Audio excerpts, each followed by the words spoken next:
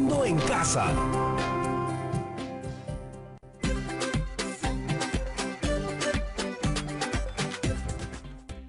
Hola chicas y chicos, bienvenidos otra vez.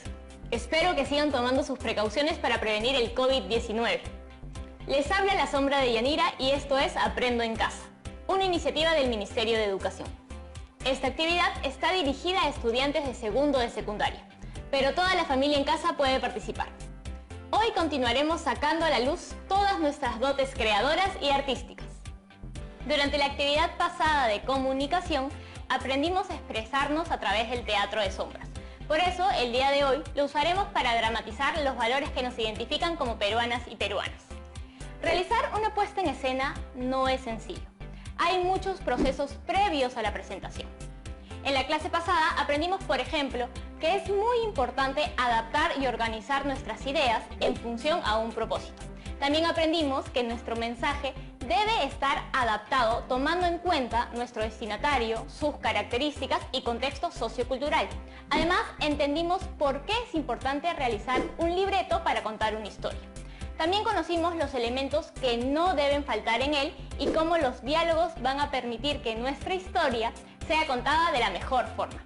Finalmente, vimos lo importante que es en el teatro de sombras el rol del narrador omnisciente, pues él será quien nos contará la historia a través de los diálogos de los personajes. Hoy seguiremos preparando nuestra puesta en escena. Nos toca profundizar en torno a los recursos no verbales y paraverbales que debemos usar al momento de expresarnos. ¿Para qué? Para mejorar nuestras habilidades de expresión oral y corporal y por lo tanto para comunicarnos mejor en nuestro día a día. Entonces, ¿cómo hacemos para llevar a cabo nuestra puesta en escena sobre los valores que tenemos las peruanas y los peruanos? Es hora de que ustedes y yo nos aventuremos a darle respuesta a esta pregunta. Por eso he llamado a un profesor quien ya nos espera en pantalla. Hola, profesor. Hola Yanira, hola chicas y chicos, gracias por la invitación. ¿Estamos todos listos? Sí, profesor. Pero quizás sea una buena idea hacer un repaso de todas las ideas importantes de la actividad anterior. ¿Te parece bien? Claro. Entonces, profesor, ¿qué es un guión teatral o libreto? El libreto o guión teatral es un escrito que contiene la planificación de la historia que representarán los personajes de la obra. La historia que cuenta el guión teatral consta de una estructura interna. ¿Sabes cuál es? Inicio, nudo y desenlace. Exacto, Yanira, pero además de estructura, el guión también es el soporte y guía para que todos los involucrados en la dramatización tengan claro todos los aspectos de la obra y cuáles son sus responsabilidades. O sea, la directora, actores, escenógrafos, iluminadores, vestuaristas, sonidistas. Bien, finalmente, no olvidemos que el guión también les permite a los actores que construyan su personaje, saber cómo van a aparecer y qué representa cada uno. Por eso, se presentan a modo de diálogo. Entonces, el diálogo es una parte muy importante del guión, porque contiene lo que se expresará verbalmente por los personajes y es lo que ensayarán muchas veces antes de la presentación. Y acabas de mencionar otro componente crucial, porque sin personajes no hay historia. En el guión se deben colocar siempre sus nombres. Estos se colocan en mayúscula y permiten identificar cada vez que participan del guión. Siento que estamos dejando algo de lado. De hecho sí, hay algunos elementos más que debemos recordar. Uno son las acotaciones o instrucciones que guiarán al lector en su presentación. Claro, las acotaciones dan detalles de la escena, de la escenografía, de cómo se va a presentar en el escenario o sus acciones. Otro elemento importante son los actos, que permiten distinguir un cambio importante dentro de la historia. Por ello, cuando vayas a un teatro o si ya pudiste hacerlo, cada vez que iniciamos un acto, se abre el telón. En cada uno se puede colocar un nombre que permitirá identificar de qué tratará este acto. ¿Se te ocurre algo que podamos estar pasando por alto? Ya sé que falta. No podemos quedarnos sin escenografía. Si no, no sabremos dónde se desarrolla la historia. ¿Y la música? Que debe ser acorde a la escenografía. Es decir, si me encuentro en el campo, lo usual es utilizar música que ayude a recrear el campo, como sonidos de aves, ríos, etc. Y así con todos los espacios que queramos crear. Ahora sí, Ya hemos recordado todos los elementos importantes. Genial, profesor. Entonces, ¿ya es hora? Tengo mi libreto listo. ¿Qué toca hacer ahora, Yanira? Es hora de representarlo. Puedo encargarme de las voces, pero necesito un narrador. ¿Podrías darme una mano con eso? Por supuesto. Empecemos. Marco es un joven de 15 años. Le gusta ir al mercado a hacer sus compras. Cuando termina, empieza a caminar detenidamente por los puestos. Observa todo, como si fuera la primera vez que visita un mercado. Se queda sorprendido mientras observa la rapidez con que los vendedores atienden, la forma peculiar de llamar a los clientes, las personas cargando sus bultos. Todo sucede con mucha rapidez y Marco está sorprendido de que todo eso siempre le pareció normal y cotidiano.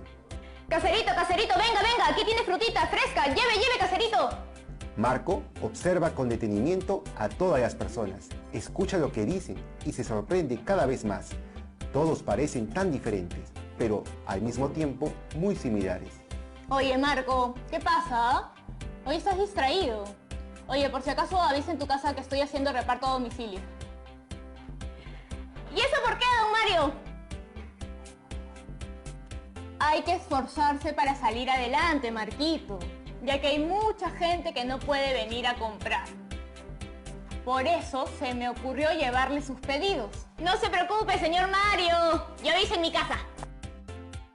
Ya de camino a casa, Marco va pensando en cómo hace el señor Mario para tener tantas ideas. Lo mismo para los señores y señoras que atienden y se levantan tan temprano. ¿De dónde sacan tanta fuerza? Mientras pensaba, levanta la mirada y observa sorprendido. ¡Uy, ceñito! ¡Se le cayó su monedero! Joven, qué honesto. Muchas gracias. De nada, tenga cuidado nomás, que le pueden robar. ¡Ah! Ni lo digas, hijito. Ay, Dios me libre. Ahorita ya termino mis compras. Marco llega a casa, deja las compras del día y se sienta a reflexionar sobre lo que ha pasado. Los peruanos y peruanas somos como don Mario, creativos y transformamos las necesidades en oportunidades. En muchos casos somos fuertes y emprendedores, lo que no quita que hayan muchos problemas por resolver que no debemos olvidar, como la discriminación de cualquier tipo. También somos honestos y ayudamos a los demás. Aunque es verdad que hay gente que no es tan honrada y que hay que estar siempre vigilantes a luchar contra la corrupción. Pero, además de todo eso, los peruanos y peruanas somos bien chéveres. Marco, hijo, no olvides hacer tu tarea sobre identidad nacional. No te preocupes, papá. Ya sé muy bien qué es eso tan bonito que nos hace peruanas y peruanos. Y ¿sabes qué? Me siento muy orgulloso de serlo. Y así fue como Marco, en un paseo muy especial, descubrió lo maravilloso de ser peruanos y peruanas. Y listo. Esperamos que les haya gustado ver nuestra obra desde casa. Muy bien, Yanira. De seguro las chicas y chicos en casa ya tienen todo listo para hacer su propio teatro de sombras. Seguro que sí. A mí me ayudó muchísimo tener un propósito claro. Eso es muy importante. Nuestras historias siempre son diseñadas con un propósito. Debemos tener claro qué es lo que queremos comunicar. Así como lo has comprobado, es más sencillo organizar nuestras ideas en función a ese propósito, que en este caso fue reconocer los valores que nos representan como peruanos y peruanas. Luego de tener claro ese propósito, pensé mucho en que esta obra tendría que ser vista por todos y todas ustedes. Al tener claro qué es lo que comunicaremos, ya podemos pensar a quiénes irá dirigido nuestro teatro de sombras. Eso es algo muy importante, ya que debemos tomar en cuenta el contexto sociocultural y edad del público. En este caso, nuestro público fue muy amplio, porque iba dirigido para las familias de todo el país. Así es, hay que darnos cuenta que no nos expresamos de la misma forma en diferentes contextos. Exacto, Yanira. Siempre depende del interlocutor y el lugar donde estamos. No hablamos igual cuando estamos en el estadio, en un salón de clases o en un museo. Tampoco cuando nos encontramos con el director, con un amigo, con un policía o con un niño. Así es. Por eso, no es mala idea que los estudiantes experimenten prácticas sociales diversas. Es decir, situaciones que los lleven a usar los diferentes registros del lenguaje que se generan en la convivencia social. De esa manera, es más sencillo que se vuelvan capaces de utilizar el lenguaje para aprender y así mediar sus interacciones sociales de forma eficaz. Profesor, ¿qué hay sobre el orden de los hechos que narramos? Revisemos el guión que trabajaste. Lo primero que tenemos es el inicio. Ahora te toca revisar tu guión o libreto e identificar si tiene un inicio. ¿Lo puedes identificar? Listo. ¿Qué viene después? Tenemos el nudo de la historia. ¿Qué tal el nudo de tu historia? ¿También lo puedes identificar? Listo. Solo nos falta la tercera parte. Efectivamente, nuestro desenlace. No te olvides que todos los autores de libretos o guiones teatrales, ya sean novatos o expertos, siempre necesitan ordenar las ideas para su texto. Hacer un guión es un momento muy rico en el trabajo intelectual.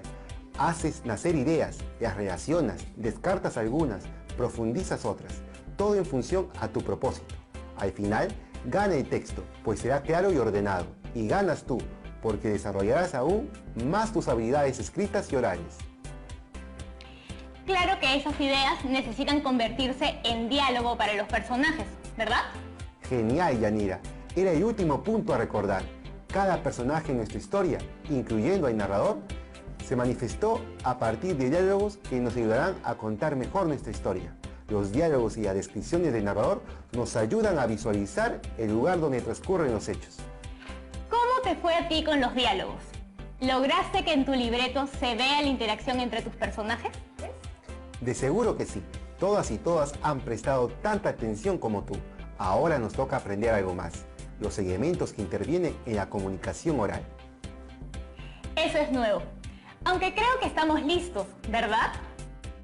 Pero como para que le des una mirada extra a tu libreto antes de aprender más, vamos a hacer una pequeña pausa. No se vayan, no demoramos.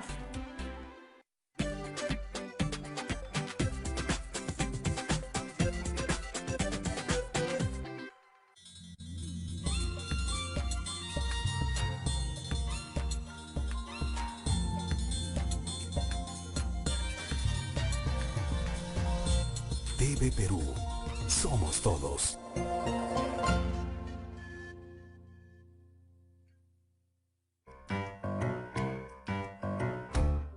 Un día seré libre, aún más libre que el viento. Será claro mi canto de audaz liberación, y hasta me habré librado de este remordimiento secreto que me hunde su astilla al corazón. A inicios del siglo XX, fue una mujer de espíritu rebelde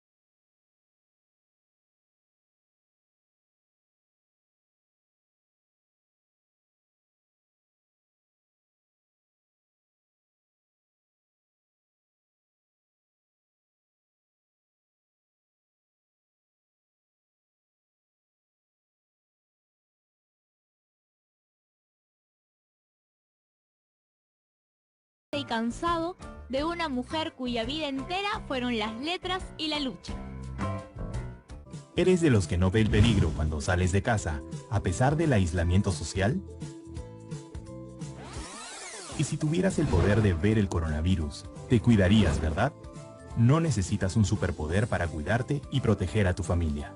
Usa mascarilla al salir, evita tocar superficies, mantén más de 1 metro de distancia de los demás, no te toques la cara y lávate las manos al volver. El virus es invisible, sus consecuencias no. Gobierno del Perú. El Perú primero. Estamos viendo Aprendo en Casa, secundaria.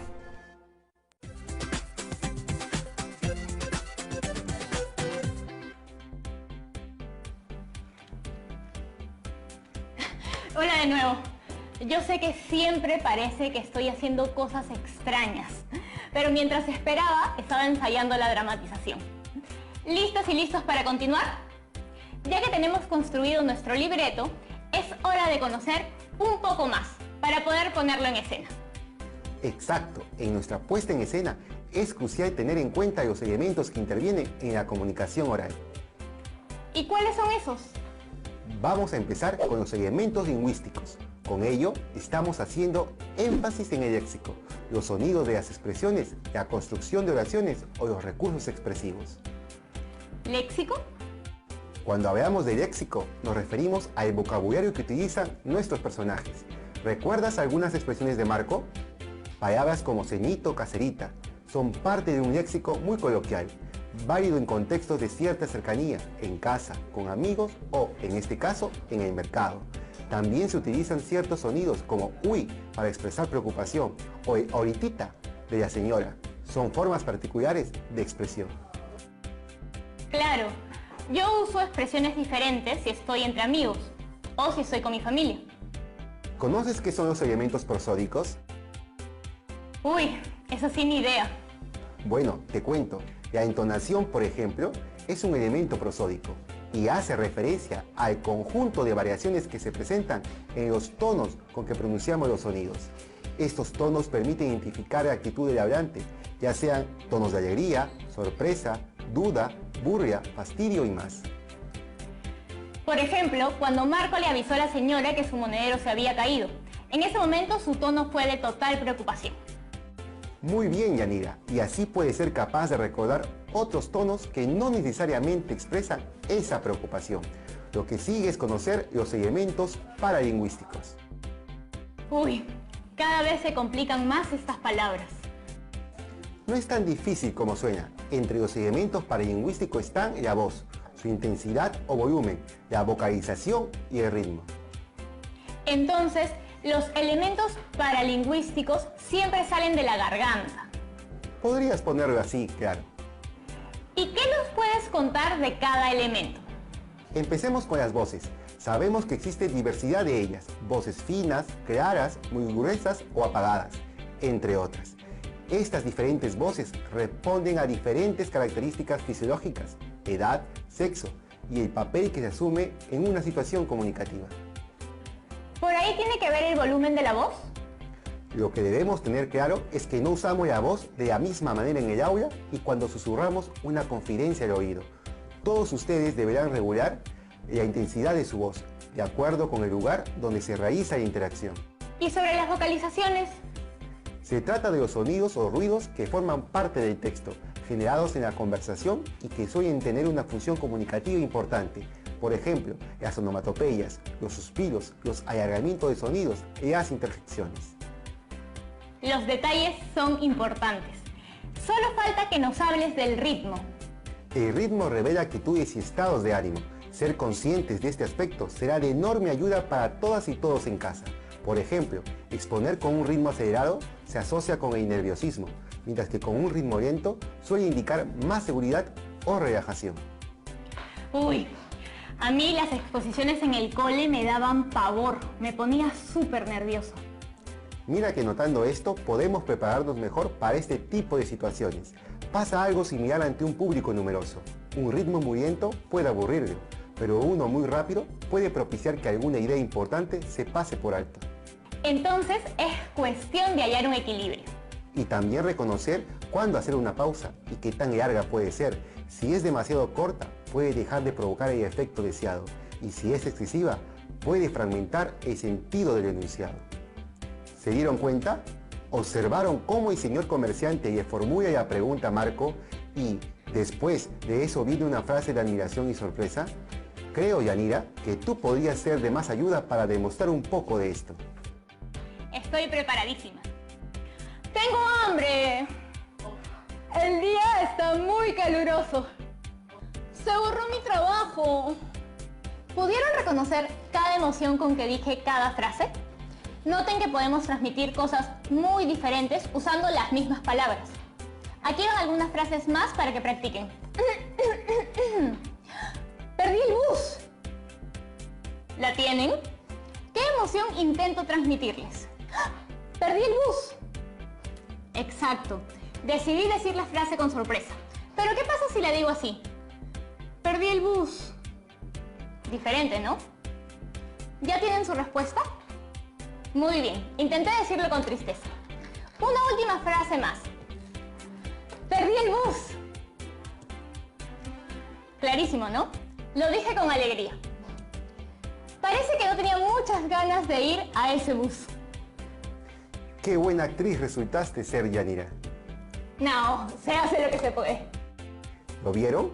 Usando una misma frase se puede transmitir emociones y sentimientos muy diferentes. Ese es el poder de la entonación. Recordemos que la entonación que le damos a nuestros mensajes debe responder al propósito y a la intención que queremos comunicar. Clarísimo todo. La voz es una gran herramienta. ¿Qué es lo siguiente ahora? Volvemos con más nombres extraños, así que con calma. Lo siguiente es conocer los elementos cinéticos o kinéticos. Que se refieren al movimiento. Muy bien, Yanira. Los elementos kinésicos remiten al lenguaje del cuerpo, a los movimientos corporales que forman parte de la comunicación no verbal. Aquí hay algo que notar. La interpretación de estos gestos se hace siempre de acuerdo con la cultura. ¿Algún ejemplo que compartir? Pensemos en las miradas, por ejemplo. Tiene un papel importante en la relación entre los hablantes. En algunos contextos, si un estudiante durante una exposición mira al público, ello revela seguridad. En cambio, si no lo mira, será señal de inseguridad. Si te gusta a alguien, también lo mirarías a los ojos, ¿no? Supongo que sí. La manera en que nos saludamos también forma parte del movimiento del cuerpo, ¿verdad? Por supuesto. De hecho, estos elementos kinésicos moldean las diversas formas de saludarse en diferentes culturas y grupos sociales. Si bien la situación actual en la que vivimos ha modificado las formas en las que nos saludamos, estas pueden ser estrecharse las manos, las diferentes intensidades en hacerlo, las palmadas en la espalda o el hombro, los besos en la mejilla, los golpes que se dan los más jóvenes como saludo, inclinarse ante alguien, etc. Son algunos ejemplos de la enorme presencia de estos elementos en nuestras interacciones cotidianas y en todas las culturas. Qué interesante todo lo que puede llegar a transmitir nuestro cuerpo más allá de cualquier palabra que usemos. Y hay una última cosa que discutiremos sobre los cuerpos, los elementos proxémicos. Eso me suena a proximidad. Tu idea no está tan lejos. Los elementos proxémicos se relacionan a cómo se sitúan los participantes en el espacio. Este es un factor que se debe tomar en cuenta al analizar el comportamiento durante la interacción. Pero no olvidemos que todos los elementos entran en juego de manera diferente en cada cultura. Por ejemplo, algunos nos acercamos más que otros cuando saludamos. O imagina que debes hablarle a un niño o niña y te debes arrodillar para estar a su altura y que se pueden escuchar mejor entre ustedes. ¡Uy, ceñito! ¡Se le cayó su monedero! Joven, qué honesto. Muchas gracias. Como pudieron ver, hay una distancia prudente entre los personajes. Si uno hubiera estado más cerca del otro o tal vez muy lejos, la interacción no hubiera sido la misma. Definitivamente el teatro de sombras es todo un arte. Y ahora nos toca empezar a crear elementos que contarán la historia. Como vimos la sesión anterior, podemos utilizar nuestras manos, pero también diversos materiales. ¿Qué vamos a necesitar entonces? Para nuestro primer ejemplo, no usaremos más que lo de la sesión anterior. Una fuente de luz que puede ser una vela, una linterna o hasta la luz del sol. Un fondo plano y nuestras manos. Eso será todo. Hora de expresarnos desde donde estén. Seguro que ustedes pueden hacer mejores sombras que mis murciélagos. Sencillísimo, ¿no? Para nuestro segundo ejemplo vamos a probar algo más. Se puede hacer también con figuras elaboradas, como esta de cartón o papel. Por ejemplo, les contaré esta historia. Perulandia era un país bien chévere, donde habitaban miles y miles de personas, cada quien con sus propias características. Algo muy bonito que tenían es que se hacían ver como hermanas y hermanos. ¿Y saben qué era eso bonito? Las ganas de salir adelante. Y así todos, con sus diferencias y semejanzas, formaban una linda y hermosa tierra. Son un montón de elementos, ¿verdad? Pero con calma. Aquí va lo que necesitamos. Una fuente de luz, como dije, puede ser una vela, una linterna, luz del sol. Otra vez un fondo plano, una cartulina o papel, tijeras, goma y papelitos para darle movimiento a nuestros personajes. Prueben acercando o alejando la figura de la fuente de luz. Descubrirán cómo se puede jugar con el tamaño de las figuras. Es cierto, genial, profesor. Ya estamos listas y listos para producir nuestro propio teatro de sombras. Ha sido un muy buen día para seguir creando. ¿Estás lista y listo para recibir las dudas que nos han llegado hoy, profesor? Claro, es hora de resolver todas las dudas. Tenemos una duda desde Moquegua. Javier consulta: ¿por qué es importante trabajar en nuestra expresión oral? Bueno, razones hay muchas, pero es crucial que notemos que la comunicación oral está presente a diario en acciones e interacciones humanas. Usamos el lenguaje para expresar, demostrar, explicar, describir, contar, entender, comprender, defenderse o argumentar, entre otras acciones. ¿Podrían hacer el ejercicio de observar en casa cuántas veces llegas a expresarte en un día a través de palabras o lenguaje no verbal? Notarás que constantemente nos estamos expresando. Es más, esto que estoy haciendo yo ahora, conversando con ustedes, es poner en práctica todos los recursos que manejo para mi expresión oral. Y no lo hacen nada mal, profesor. Nuestra siguiente duda llega desde Chachapoyas, en la región de Amazonas. Nora nos pregunta: ¿por qué al momento de expresarnos debemos tomar en cuenta aspectos como la entonación o el volumen de mi voz? Recordemos que eso que mencionas son recursos paraverbales y ellos, junto con lo que se dice verbalmente, transmiten la intención de lo que se está comunicando. Además, nos ayuda a enfatizar o atenuar nuestros mensajes. Puedes practicar en casa el juego de adivinar las emociones que hicimos hoy. Finalmente, nuestra última consulta viene desde Lima Norte. Desde Los Olivos, en realidad. Daniel pregunta: ¿por qué es importante tomar en cuenta el intercambio de roles al momento de expresarnos? En primer lugar, necesitamos tomar conciencia que, en una situación oral, enviamos y recibimos de manera alternada y dinámica diversos mensajes.